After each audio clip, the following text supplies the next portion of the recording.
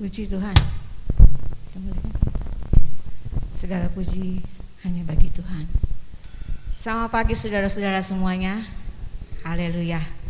Ya, kita bersyukur kita diberikan kesehatan, terlebih kesempatan oleh Tuhan Yesus. Kita boleh hadir di tempat ini.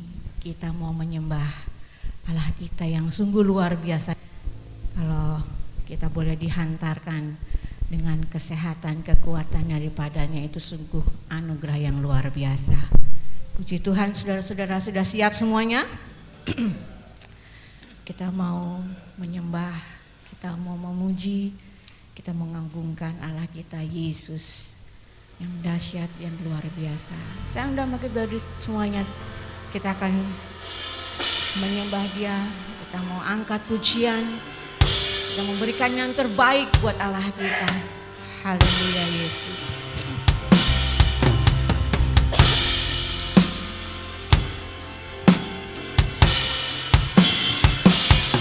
Hidupku menggenapi firman-Mu, tanda mujizat sertai tiap langkahku. Kau bersamaku di dalam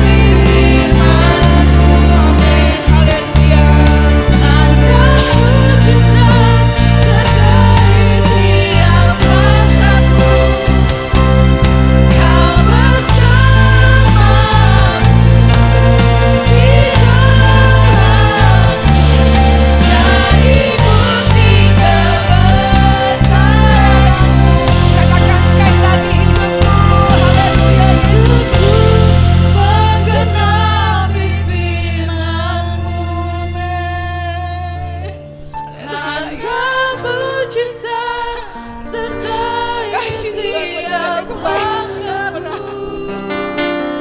Kau bersama, benar Yesus di dalam, jadi bukti kebesaran-Mu. Menggenapi firman-Mu. Hidupku menggenapi firman-Mu. Tanda mujizat sertai tiap langkahku.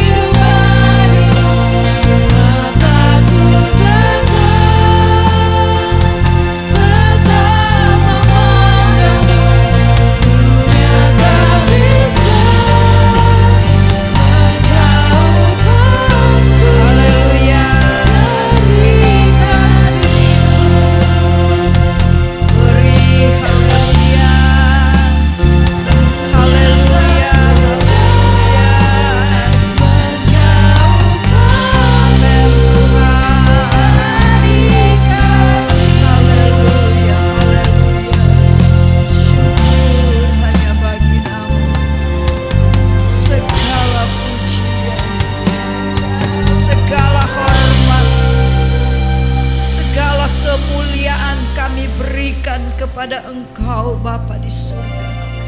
Engkau Allah yang sudah menyelamatkan hidup kami, sehingga kami boleh ada sebagaimana kami ada saat ini Tuhan. Sungguh kami tidak dapat membalas semua kebaikan Tuhan. Hanya satu yang menjadi kerinduan kami. Biarlah kami boleh melekat kepada Engkau Tuhan. Biarlah kami boleh tetap menyembah Engkau Allah yang hidup dan berkuasa. Di luar Engkau kami tidak bisa berbuat satu apapun Tuhan. Saat ini keberadaan kami dalam bait-Mu tidak lain kami mau naikkan rasa syukur kami kepada Engkau. Kebaikan-Mu melebihi segalanya Tuhan. Tidak ada yang dapat memisahkan kami dari kasih-Mu.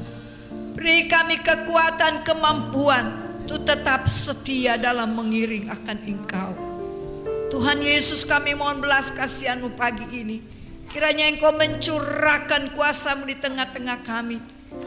Urapan-Mu bagi setiap pelayan-pelayan-Mu, mulai dari song leader, singer, pemain musik, bahkan hamba-Mu yang Engkau siapkan untuk melayani dengan kebenaran firman-Mu. Buat tamborin Tuhan, semua kami yang mengambil bagian dalam pelayanan, biar kami ada di dalam urapan Allah. Terpuji-pujilah nama-Mu Tuhan. Kiranya sukacita-Mu memenuhi hati kami pagi ini, sehingga kami yang datang dengan beban berat, kami kembali dengan satu kelepasan, kebebasan yang dikerjakan oleh Roh Kudus dalam hati kami. Terpuji-pujilah nama-Mu. Kami percaya di tempat ini tidak ada lagi roh lain, kuasa lain selain kuasa Allah yang Maha Tinggi, yang tinggal dalam hati dan pikiran kami. Dan Engkau ada dalam ruangan ini sesuai dengan firman-Mu. Di mana ada 2-3 orang yang berkumpul menyebut nama-Mu, Engkau ada, Engkau hadir, dan Engkau bertakhta dalam pujian-pujian kami. Terima kasih Tuhan Yesus. Terima kasih Bapa, terima kasih Roh Kudus. Kami serahkan ibadah ini dari permulaan, pertengahan sampai pada akhirnya ke dalam tangan-Mu Tuhan. Kami buka, kami mulaikan di dalam satu nama yang ajaib dan berkuasa, yaitu di dalam nama Tuhan Yesus Kristus. Haleluya. Amin. Terima kasih Tante. Puji Tuhan. Ya. Kita sangat bersyukur karena Allah kita, Yesus yang kita sembah, yang sungguh ajaib ya. Masing-masing dari kita banyak sekali kesaksian ya, banyak sekali mujizat yang Tuhan sudah berikan dalam kehidupan kita, karena kita tahu Dia ada Allah yang sungguh ajaib ya. Dan kita mau melihat bagaimana Yesus melakukan lagi perkara-perkara besar yang sungguh luar biasa bersama kita. Amin. Kita angkat pujian kita, Kau Alfa dan Omega. Amin.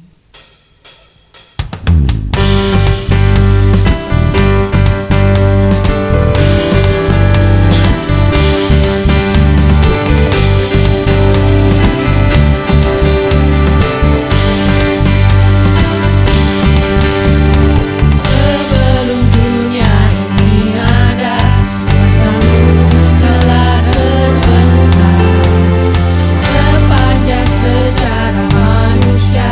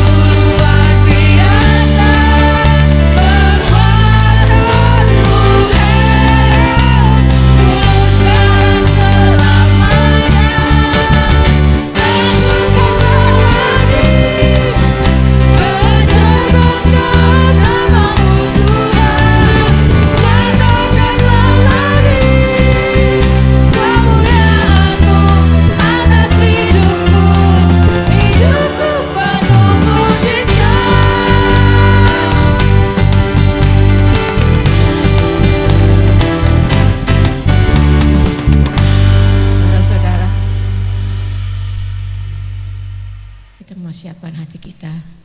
Kita mau menyembah dan kita mau mendengarkan kebenaran firman Tuhan. Karena firman itulah menjadi kekuatan buat kita semua. Amin. Terima kasih Yesus. Mari Yesus. Hidup ini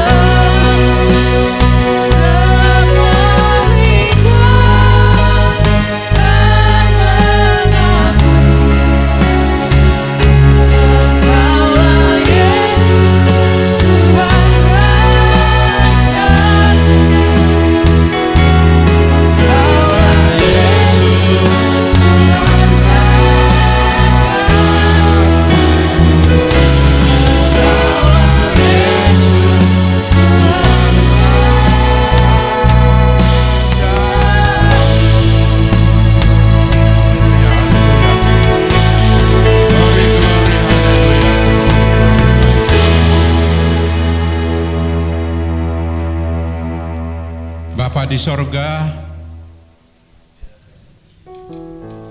Bapa yang kami sembah, Bapa yang kami puji, Bapa yang kami muliakan, Bapa yang kami agungkan. Engkau besar ya Tuhan. Terima kasih Tuhan, kami boleh ada saat ini. Itu anugerah-Mu buat kami. Kami juga bersyukur ya Tuhan, jemaat-Mu banyak yang sudah bersaksi dengan kebesaran-Mu, dengan pertolongan-Mu. Boleh mereka nikmati, boleh juga kami diberkati ya Tuhan. Kami membutuhkan Engkau ya Tuhan dalam hidup. Kami sadar ya Tuhan. Dan kami percaya bersama Engkau ya Tuhan, ada sukacita, ada kemenangan. Inilah yang mau kami rindukan, inilah yang kami minta di dalam ibadah hari Minggu pagi hari ini ya Tuhan. Kami tahu firman-Mu adalah kekuatan buat kami. Berkati hamba-Mu yang menyampaikan isi hati-Mu. Kami siap untuk mendengarkannya. Dan kami percaya melalui Roh-Mu memampukan kami untuk menerima kebenaran-Mu ya Tuhan. Dan menolong hamba-Mu ya Tuhan menyampaikan isi hati-Mu. Berkati kami semuanya. Inilah yang menjadi kehadiran kami. Engkau besar dan Engkau sudah datang.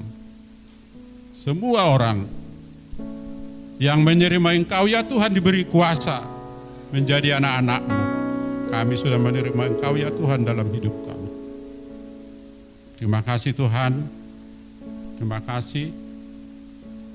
Berkati semuanya yang sudah ngambil bagian melayani Engkau ya Tuhan dan melayani kami. Ampuni kami ya Tuhan. Kami mau bersama-sama dengan Engkau ya Tuhan pagi hari ini. Di dalam anak-Mu Tuhan Yesus Kristus kami sudah berdoa dan mengucap syukur, haleluya. Amin. Haleluya. Puji Tuhan. Haleluya, puji Tuhan. Ya, kita bersyukur buat kemurahan Tuhan, kebaikan Tuhan yang Tuhan selalu nyatakan dalam setiap kehidupan kita sebagai orang-orang yang percaya, yang meninggikan Tuhan, mengandalkan Tuhan, selalu berharap kepada Tuhan. Nah, pagi hari ini saudara-saudara kita tahu bahwa Allah kita adalah Trinitas. Ada 3 pribadi di dalam Allah kita, sebagai Bapa, sebagai Yesus, dan Roh Kudus. Bapa adalah sumber segala berkat, Yesus adalah penebus, dan Roh Kudus adalah penolong. Ya. Nah, pagi hari ini saudara-saudara, kita sudah tahu bahwa Yesus yang kita sembah, yang kita tinggikan, yang kita agungkan, dia sudah naik ke surga. Supaya apa? Supaya Roh Kudus turun. Nah, kita sekarang hidup pada zaman Roh Kudus. Ya, kita tidak lagi melihat pribadi Yesus yang dia datang ke perahu, dia di bukit, dia khotbah. Kita tidak melihat lagi seperti itu, tetapi kita tahu bahwa Yesus naik supaya Roh Kudus turun. Nah, Roh Kudus turun itu berguna buat kita sebagai gereja Tuhan yang hidup pada masa Roh Kudus. Ya, karena itu Roh Kudus disebut sebagai penolong. Ya, nah kita akan melihat satu ayat di dalam Yohanes pasal 14 ayat yang ke-26. Injil Yohanes pasal 14 ayat yang ke-26. Mohon untuk dibukakan, kita mau belajar satu pribadi yaitu tentang Roh Kudus. Tetapi penghibur yaitu Roh Kudus yang akan diutus oleh Bapa dalam namaku, nama Yesus, dialah yang akan mengajarkan segala sesuatu kepadamu dan akan mengingatkan kamu akan semua yang telah kukatakan kepadamu. Ini yang menyampaikan adalah Yesus, ya. Tetapi penghibur yaitu Roh Kudus, ya, saya senang membuka dengan ayat ini karena di dalam ayat ini satu ayat ada 3 pribadi ada di dalamnya, ya. Penghibur yaitu Roh Kudus yang akan diutus oleh Bapa dalam namaku, nama Yesus, ya. Dialah yang akan mengajarkan segala sesuatu, ya. Jadi Roh Kudus itu akan mengajarkan segala sesuatu. Kalau Roh Kudus mengajarkan segala sesuatu kepada kita, kita menjadi anak-anak Tuhan yang mengerti banyak tentang firman Tuhan, yang tahu banyak tentang kehendak Tuhan, tentang rencana Tuhan di dalam kehidupan kita. Yang akan mengajar adalah Roh Kudus, ya. Dan akan mengingatkan kamu. Ya, saudara-saudara, kenapa Roh Kudus perlu mengingatkan? Ya, salah satu sifat manusia adalah lupa, saudara-saudara. Ya, jadi Roh Kudus perlu mengingatkan kita akan semua yang telah Yesus katakan kepada umat Tuhan, ya, kepada orang percaya. Kita kembali ke slide. Kita kembali ke slide. Kita akan melihat pendahuluan, ya. Saya akan pakai pendahuluan karena ini menjadi penting. Kalau kita belajar tentang Roh Kudus, ya, kita perlu pendahuluan supaya kita tidak lari ke sana dan kemari, ya.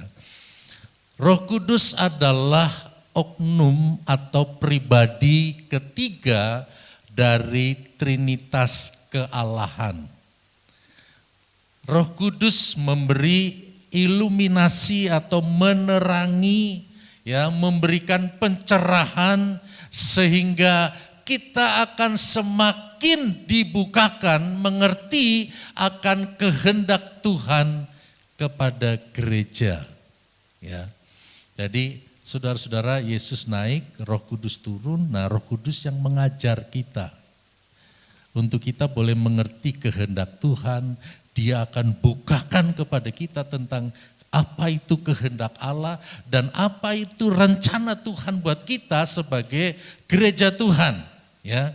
Jadi kalau bicara tentang Roh Kudus buat kita yang hidup di akhir zaman ini pengajaran sangat penting. Ya, ini pengajaran sangat penting.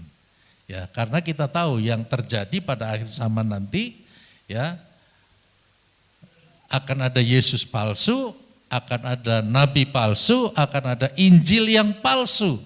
Karena itu kita perlu diajar oleh Roh Kudus, ya, supaya kita tahu tentang yang benar, ya. Bayangkan saudara-saudara, para malaikat juga ingin mengetahui, ya, tentang semua rahasia ilahi, ya. Kita baca dalam 1 Petrus 1 ayat 12.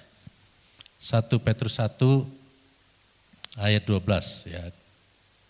1 Petrus 1 ayat 12, kita akan melihat bagaimana malaikat Tuhan aja dia kepingin, ya, belajar tentang Allah. Kepada mereka telah dinyatakan bahwa mereka bukan melayani diri mereka sendiri, tetapi melayani kamu dengan segala sesuatu yang telah diberitakan sekarang kepada kamu dengan perantaraan mereka yang oleh Roh Kudus yang diutus dari surga menyampaikan berita Injil kepadamu. Apa yang disampaikan saudara? Berita Injil. Yesus dia datang juga memberitakan Injil. Yesus diutus dari surga, Roh Kudus juga diutus dari surga. Menyampaikan berita Injil kepada kamu, yaitu hal-hal yang ingin diketahui oleh malaikat-malaikat. Ya. Injil adalah kekuatan Allah. Ya. Dalam Roma 1 ayat 16. Injil adalah kekuatan Allah dan Injil ini yang diberitakan oleh Yesus sebagai berita kesukaan, sebagai berita keselamatan. Yesus naik, Roh Kudus diutus dan dia membawa berita yang sama yaitu Injil. Untuk apa? Diteguhkan lagi. Ya. Sehingga jangan sampai kita menyimpang ke kanan atau ke kiri, penolong kita adalah Roh Kudus. Ya. Makanya Roh Kudus dia punya julukan yang banyak. Bukan hanya sebagai penolong, dia sebagai penghibur juga. Ya. Nanti kita akan belajar banyak tentang Roh Kudus. Ya. Kita akan belajar banyak tentang Roh Kudus. Nah, kita kembali ke slide. Kalau kita bicara tentang Roh Kudus, ya, maka Roh Kudus tidak terlepas dari gereja Tuhan. Gereja Tuhan itu saudara dan saya. Ya. Roh Kudus tidak bisa terlepas dari kita. Maksudnya di mana ada gereja Tuhan, di mana ada jemaat Tuhan, di situ ada Roh Kudus. Ya. Kenapa? Karena ayatnya begini, ya, dalam 1 Korintus 6 ayat 19.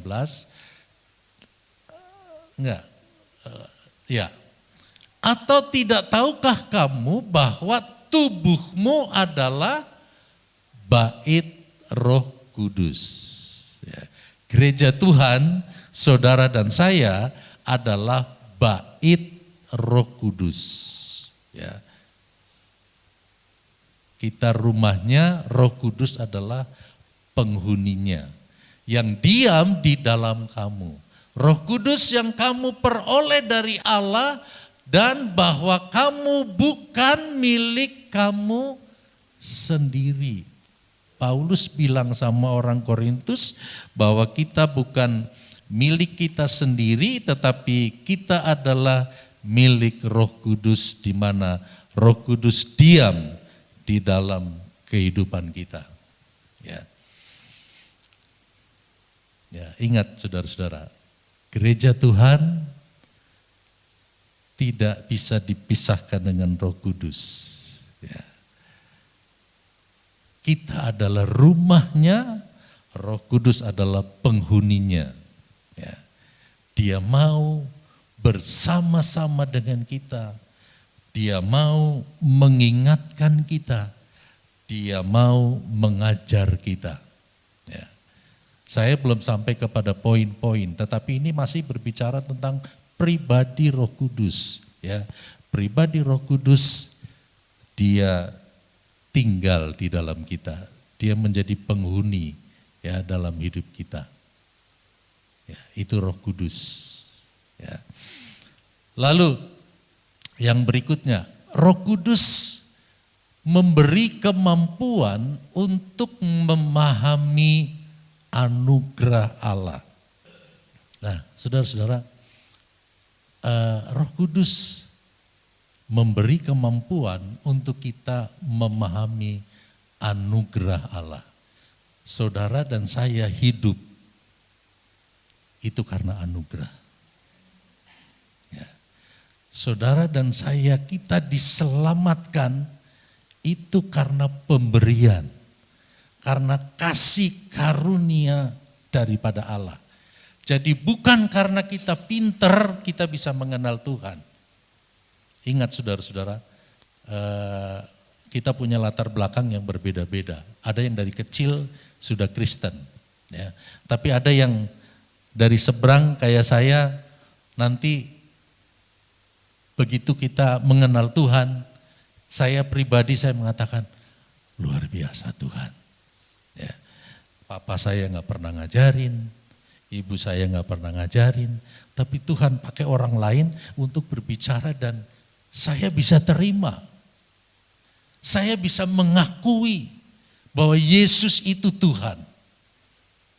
Ya, ini bukan pekerjaan gampang, saudara-saudara. Dan bukan karena pendeta itu pinter, bukan. Ya, saya tahu pendeta ini karena dipakai oleh Tuhan. Ya, kalau sampai saudara mengenal Tuhan dan dekat dengan Tuhan melalui saya, itu bukan karena saya pinter, saudara. Tapi Tuhan pakai saya untuk saya menjadi saluran berkat untuk menjelaskan kepada saudara. Tapi satu hal yang saya akui, firman Tuhan katakan bahwa ini saudara-saudara, ya, 1 Korintus 12 ayat 3. Karena itu aku meyakinkan kamu bahwa tidak ada seorang pun yang berkata-kata oleh Roh Allah dapat berkata terkutuklah Yesus. Dan tidak ada seorang pun yang dapat mengaku Yesus adalah Tuhan selain oleh Roh Kudus. Jadi pribadi Roh Kudus, saudara-saudara, dialah yang bekerja di dalam kehidupan kita untuk kita mengakui bahwa Yesus adalah Tuhan. Baru minggu lalu saya bilang, Tuhan itu nggak bisa harus masuk akal dulu baru kita percaya. Ya. Kalau nggak masuk akal, nggak bisa percaya. Nah, sama seperti Bapak tadi. Ya. Nggak masuk akal, dia nggak bisa percaya. Tapi kalau sampai kita bisa percaya karena ada pribadi Roh Kudus yang bekerja di dalam kehidupan kita. Ya. Jadi pribadi Roh Kudus inilah yang sudah membuat kita semakin teguh di dalam Tuhan.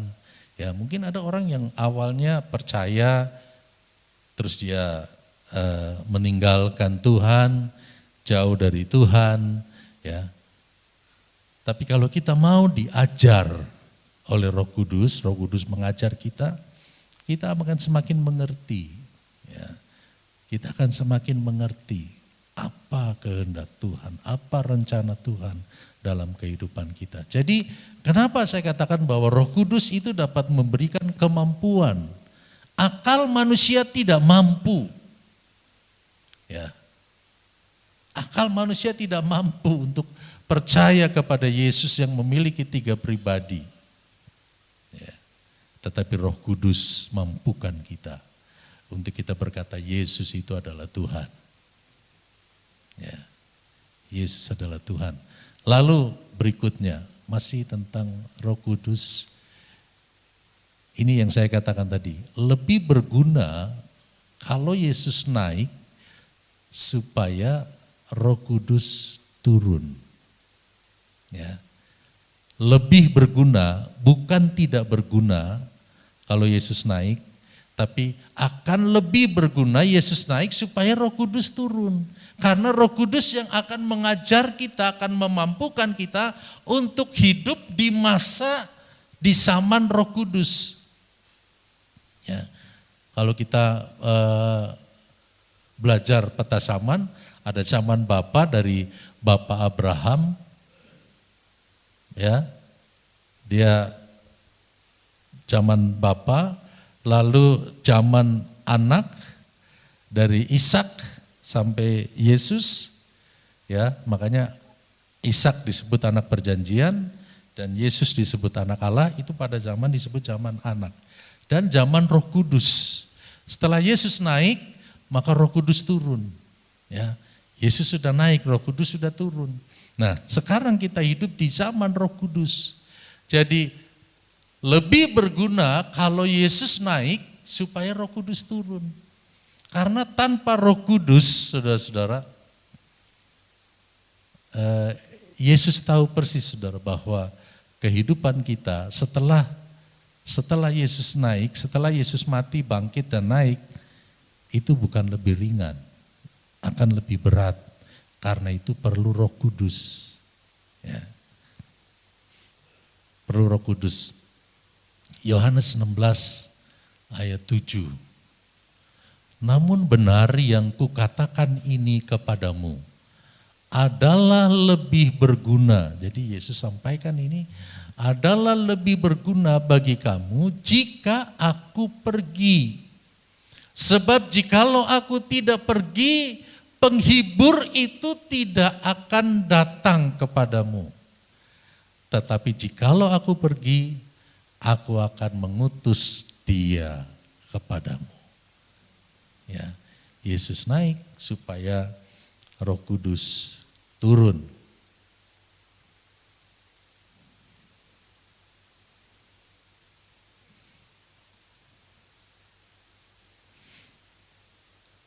Jadi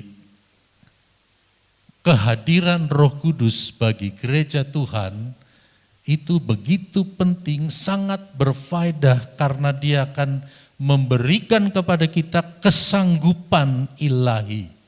Ya, dia memberikan kesanggupan ilahi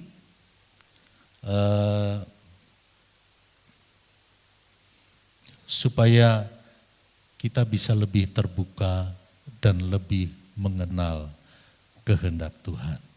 Ya, saudara-saudara, saya mau bilang begini, buat saudara yang ada pada pagi hari ini, kita adalah orang-orang yang beruntung. Ya, kita orang-orang yang beruntung, kita bisa mengenal kebenaran tentang Roh Kudus. Kita menerima pribadi itu sama seperti kita membuka hati buat pribadi Yesus, maka kita juga membuka hati buat kehadiran Roh Kudus dalam kehidupan kita untuk mengajar kita tentang apa itu kehendak Tuhan. Roh Kudus, saudara-saudara, karena dia disebut sebagai Roh Kudus, ya, Roh Kudus. Tetapi pemahaman kita, jangan kita berpikir bahwa Roh Kudus itu hanya sekedar pengaruh. Ya.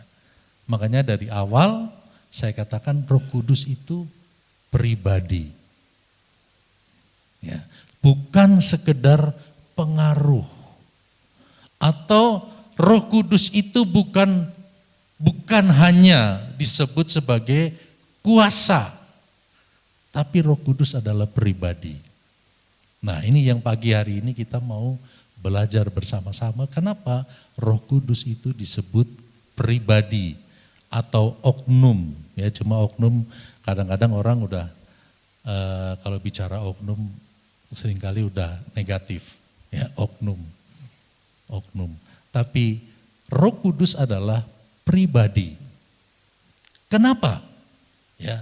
Nah, sekarang kita akan melihat beberapa dasar firman Tuhan yang membuktikan bahwa Roh Kudus itu adalah pribadi. Ya. Ya. Bukti bahwa Roh Kudus itu adalah pribadi atau oknum Allah, oknum, salah satu dari pribadi Trinitas. Yang pertama, Roh Kudus itu mempunyai pikiran. Ya. Jadi dia bukan sekedar roh yang bisa menguasai kita, tapi Roh Kudus itu punya pikiran. Ya. Saudara ingat, Paulus pernah bilang begini, biarlah kita memiliki pikiran dan perasaan Kristus. Ya, Rasul Paulus pernah bilang begitu. Kita memiliki pikiran dan perasaan Kristus. Ya. Karena Yesus Kristus adalah pribadi. Nah, Roh Kudus juga pribadi. dia punya pikiran. Ya. Kita lihat ayat firman Tuhan. Roma 8 ayat 37. Enggak usah. Ya, Roma 8 ayat 37.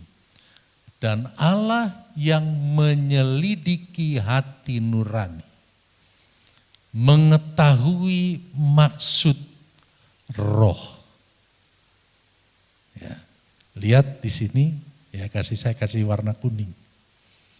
Roh Kudus itu punya maksud, berarti dia punya pikiran. Roh Kudus itu punya tujuan, ya, yaitu bahwa ia sesuai dengan kehendak Allah berdoa untuk orang-orang kudus. Ya. Roh Kudus memikirkan orang-orang kudus. Ketika orang-orang kudus dia lemah, ketika orang-orang kudus dia jatuh, itu dipikirkan oleh Roh Kudus. Ya. Jadi jangan kita berpikir bahwa Roh Kudus itu hanya kuasa yang bisa memberi kekuatan. Tapi Roh Kudus adalah pribadi, dia punya pikiran. Satu ayat mungkin yang lebih. Kisah Para Rasul 15 ayat yang ke-28. Sebab adalah keputusan Roh Kudus. Ya.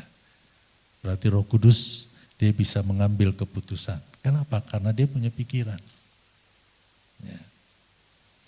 Dan keputusan kami supaya kepada kamu jangan ditanggungkan lebih banyak beban daripada yang perlu. Ya. Roh Kudus dapat memutuskan. Ya. Luar biasa saudara. Kenapa kita perlu pribadi Roh Kudus bekerja di dalam hidup kita, memenuhi kita, ya, supaya kita dibikin menjadi orang percaya yang berhikmat, diberi kemampuan untuk berpikir lebih oleh pertolongan daripada Roh Kudus. Ya. Kita perlu bantuan Roh Kudus di dalam pekerjaan kita, di dalam usaha kita, ya, karena dia akan membuat kita menjadi berhikmat, dan berhikmat ini melebihi orang pandai. Ya.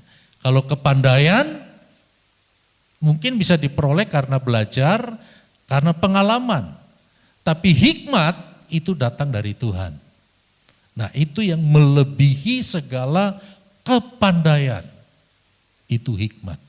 Nah, Roh Kudus itu makanya salah satu karunia, ya. Nanti kalau kita belajar tentang Roh Kudus, kita akan belajar tentang berbagai karunia yang Tuhan berikan kepada kita. Salah satunya adalah karunia hikmat. Ya. Jadi ada karunia, ada berbagai karunia, dan semua dasarnya adalah firman Tuhan. Ya. Jadi kenapa Roh Kudus itu adalah merupakan pribadi?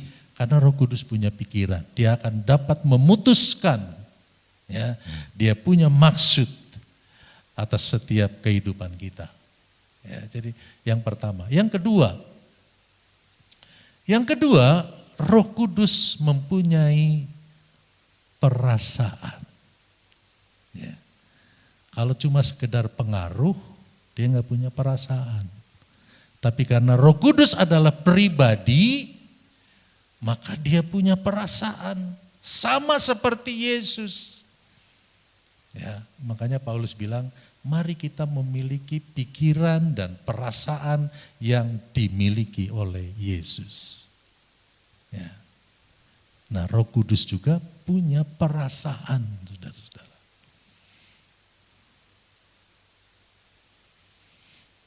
Kita baca Efesus 4 ayat 30. Dan janganlah kamu mendukakan Roh Kudus Allah yang telah memeteraikan kamu menjelang hari penyelamatan. Karena dia punya perasaan, dia bisa didukakan. Ya.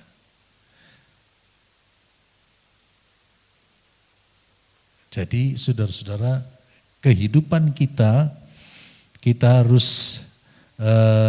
minta pertolongan Tuhan supaya kita tidak mendukakan Roh Kudus. Ya. Kenapa kita bisa mendukakan Roh Kudus kalau kita tidak melakukan apa yang menjadi kehendak Allah dalam hidup kita? Itu kita akan mendukakan Roh Kudus. Ya. Karena Roh Kudus mengajar kita supaya kita mengetahui kehendak Tuhan dan kita tahu rencana Tuhan, kita tahu kebenaran firman Tuhan. Ketika kita tidak melakukan kehendak Tuhan dan kita tidak ada dalam rencana Tuhan, kita sedang mendukakan Roh Kudus. Ya. Jadi Roh Kudus punya perasaan, saudara-saudara. Ya. Dia bisa berduka kalau melihat misalnya kita menolak apa yang Tuhan rancangkan dalam hidup kita. Ya. Tuhan menghendaki kita ke Niniwe, kita pergi ke Tarsus. Ya. Tuhan maunya ke sana, kita ke sini. Ya. Menentang apa yang menjadi kehendak dan rencana Tuhan, Roh Kudus akan didukakan. Ya. Mendukakan Roh Kudus. Ya. Jadi kalau dia punya perasaan, berarti memang dia pribadi sama seperti kita. Ya. Ada rasa haus misalnya. Ya.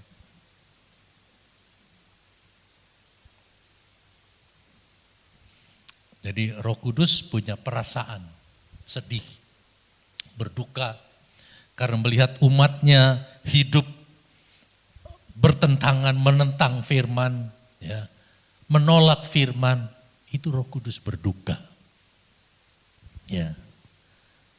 Karena apa saudara-saudara? Ini Roh Kudus ini sama seperti Yesus punya tanggung jawab untuk mengorbankan dirinya supaya semua yang percaya diselamatkan. Nah sama Roh Kudus juga punya tugas ya untuk memelihara kita, menjaga kita supaya kita tetap berada dalam kebenaran. Ya karena itu tadi di Yohanes 16 dia akan mengajarkan kepada kita. Ya. Ingat bahwa Tuhan tidak menghendaki satu orang pun binasa. Ya. Bagaimana ketika manusia sudah jatuh ke dalam dosa, berbagai upaya dilakukan oleh Allah. Ya, dikorbankan Yesus. Ya, dikorbankan Yesus untuk menebus dosa-dosa. Setelah itu Roh Kudus turun. Untuk apa? Menjaga. Ya, melindungi kita. Menuntun kita supaya kita gak kesasar. Ya. Yang ketiga, Roh Kudus punya kehendak. Ya, Roh Kudus punya kehendak atau Roh Kudus punya keinginan. Ya. Dalam Galatia 5 ayat 25. Ya. Jikalau kita hidup oleh Roh, baiklah hidup kita juga dipimpin oleh Roh. Roh Kudus punya keinginan, punya kehendak supaya kita orang-orang percaya menjadi orang-orang yang taat kepada firman Tuhan. Ya, karena itu dia ingin, Roh Kudus menghendaki agar setiap kita sebagai jemaat Tuhan, kita ikut dalam tuntunan Roh Kudus. Hidup dalam pimpinan Roh Kudus. Supaya kita tidak menyimpang ke kanan dan ke kiri. Kita perlu dipimpin oleh Roh Kudus. Nah, di situ dituntut ketaatan kita. Ya. Makanya Roh Kudus kadang digambarkan dia seperti air. Ya. Air itu akan mengalir ke tempat yang rendah. Ya. Roh Kudus itu akan mengalir ke tempat yang rendah. Roh Kudus akan mengalir kepada jemaat Tuhan, gereja Tuhan yang memiliki kerendahan hati. Yang mau dipimpin, mau dituntun, tidak sok tahu, tapi mau dipimpin oleh Roh Kudus. Ya. Dia akan mencari yang rendah.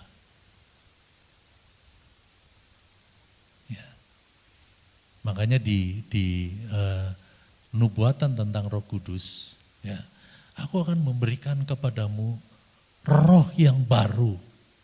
Bukan roh yang keras hati, tetapi roh yang penurut. Ya. Makanya kita perlu lahir baru, saudara-saudara. Ya, kita perlu lahir baru. Nah, dalam ayat yang lain, 1 Korintus 12 ayat 11. Ya.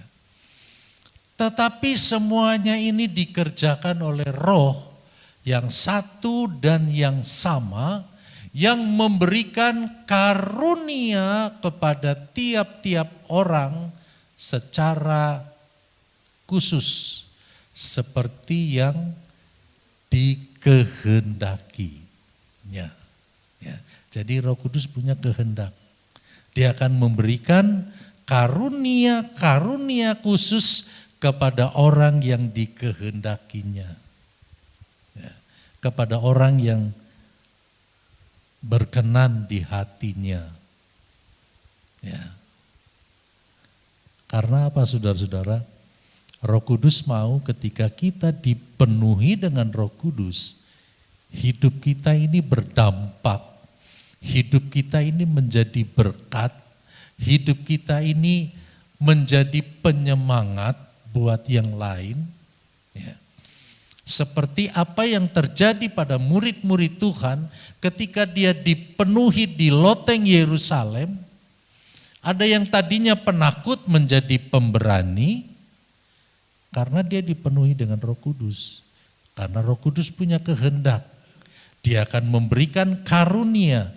Ada berbagai karunia khusus yang Tuhan akan berikan kepada gereja Tuhan.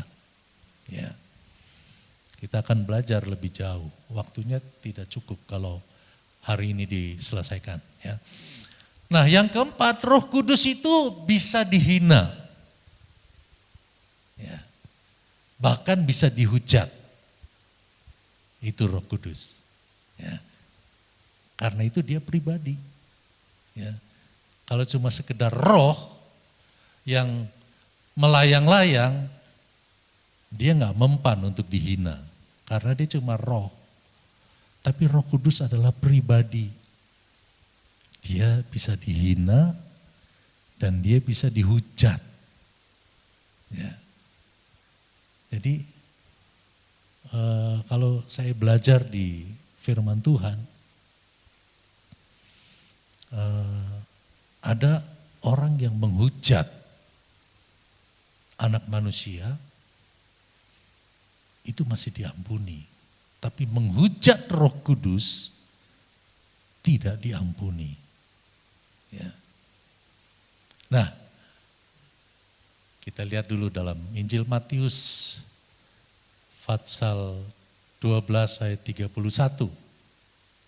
Sebab itu aku berkata kepadamu, segala dosa dan hujat manusia akan diampuni. Tetapi hujat terhadap Roh Kudus tidak akan diampuni. Diteguhkan di ayat 32. Apabila seorang mengucapkan sesuatu menentang anak manusia, ia akan diampuni. Tetapi jika ia menentang Roh Kudus, ia tidak akan diampuni di dunia ini tidak, dan dunia yang akan datang pun tidak. Saudara-saudara yang saya kasih di dalam Tuhan, ya, kalau kita melihat dari ayat ini, ya, bahwa memang satu saat kita harus bisa mengambil keputusan. Ya. Satu saat kita harus menunjukkan warna kita sebagai orang yang percaya kepada Tuhan. Ya. Kalau menghujat Roh Kudus itu disamakan seperti menolak Yesus. Ya. Tapi kalau menolak Yesus masih diampuni, ada kesempatan. Ya. Tapi kalau sudah menghujat Roh Kudus tidak ada kesempatan lagi. Ya. Petrus dia pernah menolak. Ya. Dia pernah menyangkal. Ya. Menyangkal berarti menolak. Ya. Diampuni. Bahkan setelah itu dia taat, dia dengar-dengaran, dia menanti di loteng Yerusalem, dia berdoa dan dia dipenuhi dengan Roh Kudus. Ya. Saya tidak sedang menakut-nakuti saudara. Tetapi hidup kita sekarang, ya, kita berada di zaman Roh Kudus. Satu contoh di dalam Alkitab tentang Ananias dan Safira. Ya. Saudara tahu kisah tentang Ananias dan Safira. Dia mencoba, ya, mereka berdua ini mencoba membohongi Roh Kudus. Ya. Ingat, Roh Kudus adalah pribadi, makanya si Ananias dan Safira mencoba untuk membohongi Roh Kudus. Ya. Dia menjual harta miliknya dan dia katakan ini semua adalah milik Tuhan. Ya. Tetapi setelah dia jual dan dia bilang ini, ya, apa yang dia bawa tidak seperti apa yang dia katakan. Ya. Dia membohongi Roh Kudus. Apa yang terjadi? Begitu dia mau masuk pintu, rebah. Mati, saudara-saudara. Membohongi Roh Kudus, mendustai Roh Kudus, enggak ada ampun. Ya. Nah, karena itu saudara-saudara, biarlah pada pagi hari ini kalau kita belajar tentang Roh Kudus itu dapat dihina, ya. Jangan sampai kita menghina akan Roh Kudus, jangan sampai kita menghujat akan Roh Kudus. Karena ada yang kelima saudara, Roh Kudus dapat dipadamkan. Ya. Pribadi, ya. Roh Kudus. Saya jadi teringat waktu Yesus dia mau menuju ke penganiayaan. Ya. Dia harus pergi. Dan dia tahu dia pergi kemana, apa yang harus dialami oleh Yesus, dia tahu. Dan muridnya, ya, Petrus bilang, jangan ke sana guru, itu bahaya. Ya. Dia melarang Yesus untuk melakukan kehendak Bapa. Apa yang dikatakan oleh Yesus? Hai iblis. Ya. Murid Yesus loh, yang sudah belajar bersama dengan Yesus, itu dibilang, hai iblis, enyahlah daripadaku. Ya. Karena apa saudara-saudara? Dia mau coba menghentikan rencana Allah. Ya.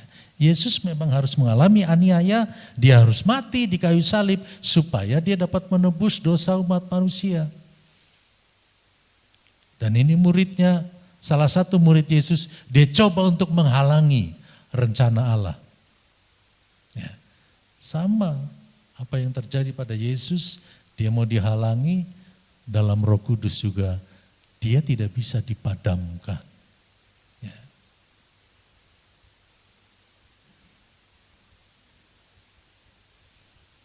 Ya. Ayatnya pendek, saudara-saudara. Janganlah padamkan roh. Ya. Jadi Roh Kudus adalah pribadi. Jangan padamkan roh. Ya. Biarlah, Paulus bilang, biarlah rohmu menyala-nyala dan layanilah Tuhan. Ketika kita sudah mengalami campur tangan Tuhan, ketika kita sudah mengalami pertolongan Tuhan, ada satu yang harus diingat, bahwa Roh Kudus pasti akan mendorong kita untuk memuliakan nama Yesus.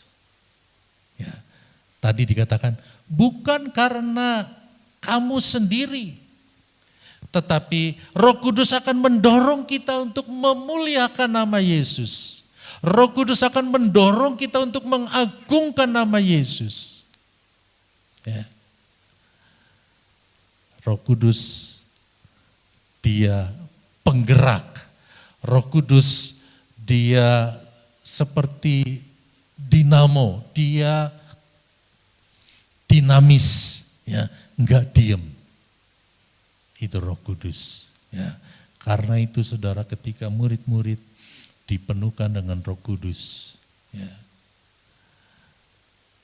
di mana-mana mereka bicara tentang firman Allah. Ya. Di mana-mana mereka bicara tentang firman Allah. Ya. Nah, sekarang saya minta Kenny untuk membuka Kisah Rasul pasal 2 ayat 4. Kisah Rasul 2 ayat 4. Ya. Maka penuhlah mereka dengan Roh Kudus, lalu mereka mulai berkata-kata dalam bahasa-bahasa lain, perhatikan, seperti yang diberikan oleh Roh itu kepada mereka untuk mengatakannya. Ya.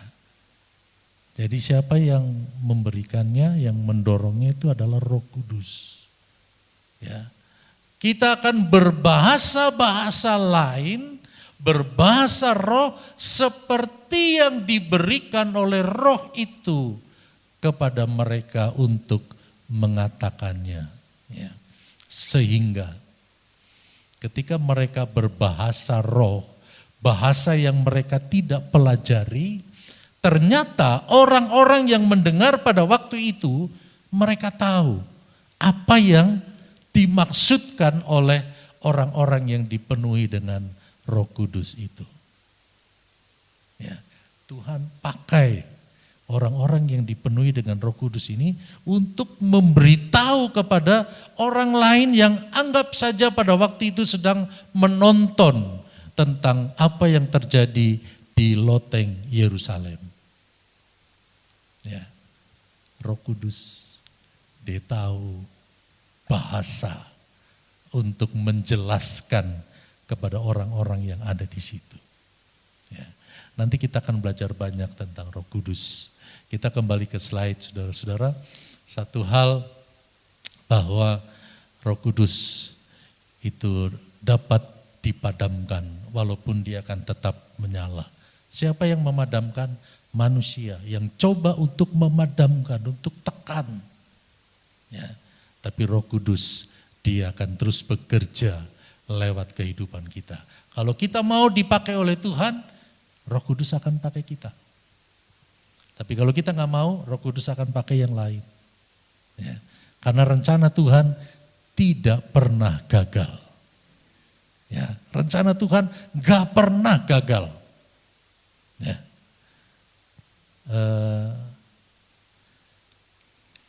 Mungkin agak sedikit. Jadi gini saudara-saudara, kalau kita boleh percaya Yesus, kita harus bersyukur sama Tuhan. Kalau hidup kita dipakai oleh Tuhan, kita juga harus bersyukur sama Tuhan. Satu hal, jangan sampai kita jual mahal sama Tuhan. Jangan sampai kita jual mahal sama Tuhan. Karena Tuhan bisa pakai siapa saja. Tuhan tidak pernah kehabisan stok. Tuhan selalu ada yang bisa dipakai oleh Tuhan. Kalau kita dipakai oleh Tuhan, puji Tuhan, kita bersyukur menjadi alatnya Tuhan. Kita tetap rendah hati, kita tetap tunduk kepada otoritas Allah. Dan saya percaya saudara-saudara, kalau Tuhan pakai kita, gak mungkin Dia akan biarkan hidup kita. Pasti Tuhan akan perhatikan hidup kita. Pasti Tuhan akan bela kita kalau kita mau dipakai oleh Tuhan. Pasti Tuhan akan tolong kita. Pasti Dia akan berikan jalan keluar kepada kita. Ketika kita menghadapi kesulitan, Dia pasti akan tolong kita. Yang penting kita tetap bergantung kepada Tuhan. Yang penting kita tetap bersandar kepada Tuhan.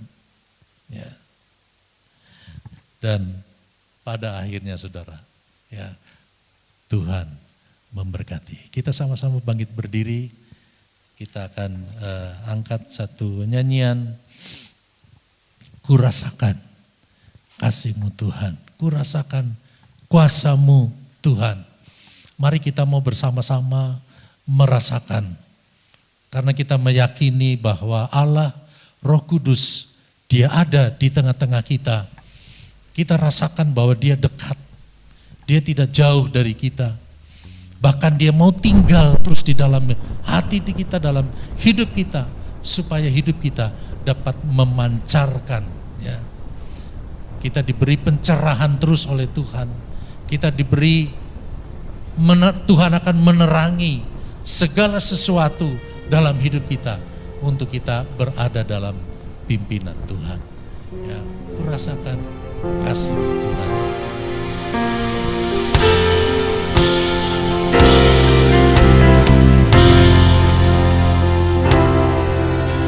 Rasakan kasih-Mu Tuhan.